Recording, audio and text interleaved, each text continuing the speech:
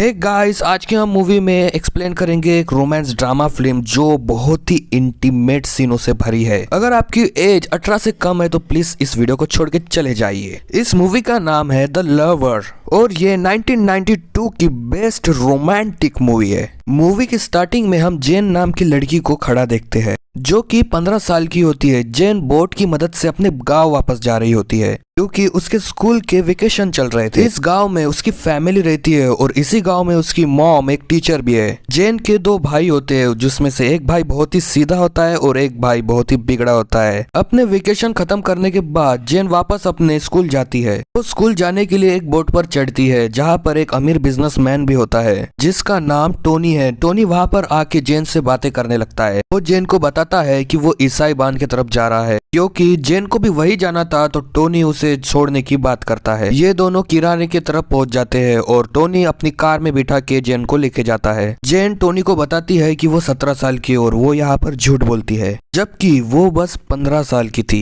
इन दोनों में बहुत सी बातें होती है और बातों ही बातों में टोनी जेन का हाथ पकड़ लेता है। जेन इस पर कुछ भी रिएक्ट नहीं करती क्योंकि जेन को भी टोनी पसंद आने लगा था। टोनी जेन को उसके हॉस्टल तक छोड़ देता है और अगले दिन जब जेन बाहर निकल रही होती है तो जेन को टोनी की कार दिखती है जो कि उसे देखने के लिए आया था। जेन टोनी को देखकर समझ जाती है कि टोनी उससे प्यार करने लगा है। इसके बाद जेन टोनी के कार के पास आती है और कार के विंडो पर किस करके वो चली जाती है। अगले दिन हम देखते हैं कि जेन अपने दोस्त के साथ डांस कर रही होती है। तभी टोनी वहां अपने कार से आ जाता है और जेन उसे देखकर उसके पास चल जाती है। टोनी उसे लेकर एक रूम में चल जाता है। उस रूम में जाकर ये दोनों एक दूसरे के काफी क्लोज आ जाते हैं, लेकिन टोनी उसके साथ इंटीमेट होने के लिए घबराता है क्योंकि जेन अंडर एज थी और जेन को ये सब पता होता है। फिर भी जेन इन सब के लिए रेडी होती है। इसके बाद टोनी जेन के कपड़े उतार देता है और दोनों यहाँ पर इंटीमेट होते हैं। इंटीमेट होने के बाद जब दोनों एक दूसरे के साथ बातें करते हैं तो जेन बताती है कि वो बड़ी होने के बाद एक राइटर बनना चाहती है। उसके बाद जेन टोनी को अपने फाइनेंशियल प्रॉब्लम्स के बारे में भी बताती है। इन दोनों का मिलना जुलना और इंटीमेट होना लगातार चलते रहता है।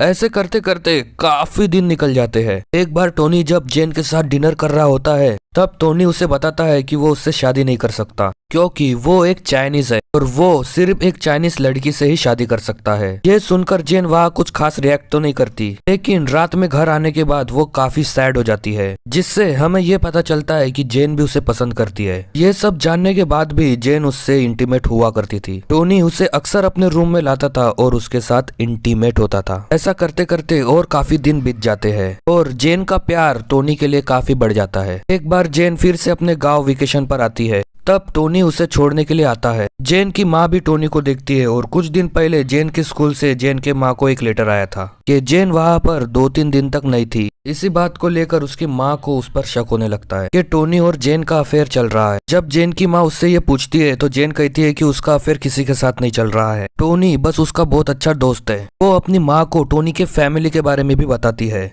वो बहुत ही ज्यादा अमीर घराने से है। जेन की माँ को ये सब सुनकर लालच आ जाता है और वो जेन से कहती है कि वो टोनी से कुछ पैसे मांगे क्योंकि इन लोगों को बहुत ही ज्यादा फाइनेंशियल प्रॉब्लम है। इसके बाद टोनी, जेन और उसकी फैमिली साथ में डिनर के लिए जाते हैं। वहाँ पर टोनी इन लोगों को अपने फैमिली के बारे में बताता है, लेकिन जेन की फैमिली में से कोई भी टोनी की बातों पर ध्यान नहीं दे रहा क्योंकि वो लोग पहली बार इतने अच्छे होटल में खाना खा रहे थे। उन लोगों का सारा ध्यान सिर्फ खाने पर होता है। वहाँ पर टोनी को जेन की फैमिली पर काफी गुस्सा आता है। यहाँ पर टोनी समझ जाता है कि उन लोगों को सिर्फ पैसे की ही फिक्र है। डिनर के बाद फिर से टोनी जेन को रूम में लेके जाता है और गुस्से से वायलेंट होकर जेन के साथ इंटीमेट होता है। इंटीमेट होने के बाद जेन टोनी से कुछ पैसे मांगती है। टोनी उसे वहाँ पर कुछ पैसे दे देता है। ये बात जब उसकी माँ को पता चलती है तो जेन की माँ उसे रोकने के बजाय उसे और ये करने के लिए कहती है क्योंकि उसे ऐसा करने के लिए पैसे मिल रहे थे। कुछ दिन ऐसे ही निकल जाते हैं।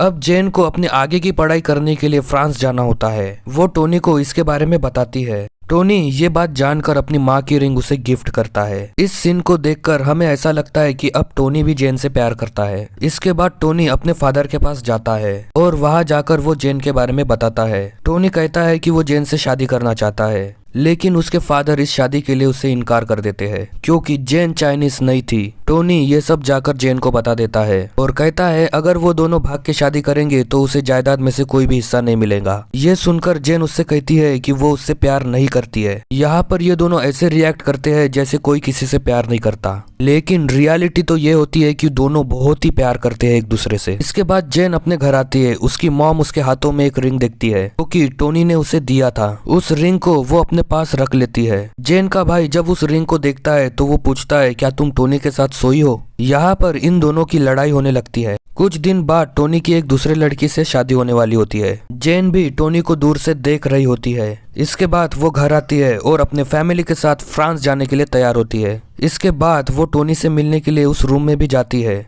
जहाँ ये दोनों अक्सर इंटीमेट हुआ करते थे। जेन वहाँ पर उसका वेट करती है लेकिन टोनी वहाँ नहीं आता है। इसके बाद जेन वापस चल जाती है। जेन आज ही फ्रांस जाने वाली होती है। वो जाने के लिए शिप पर चढ़ी होती है। वो दूर से टोनी की कार को देखती है। उस कार को देखने के बाद जेन समझ जाती है कि टोनी यहीं पर है। शिप वहाँ से आगे बढ़ने लगती है। उस रात जेन टोनी को याद करते हुए बहुत ही रोती है। इसके बाद हमें मूवी में काफी सालों के बाद का वक्त दिखाया जाता है जहाँ हम देखते हैं कि जेन एक राइटर बन चुकी है। इसके बाद जेन को टोनी की तरफ से एक लेटर मिलता है जिसमें टोनी ने उसके बारे में कुछ लिखा था। उसमें यह लिखा था कि वो जिंदगी भर उसी से प्यार करता था और करता रहेगा। जेन उस लेटर को पढ़कर रोती है और इसी तरह इस मूवी का द एंड हो जाता है।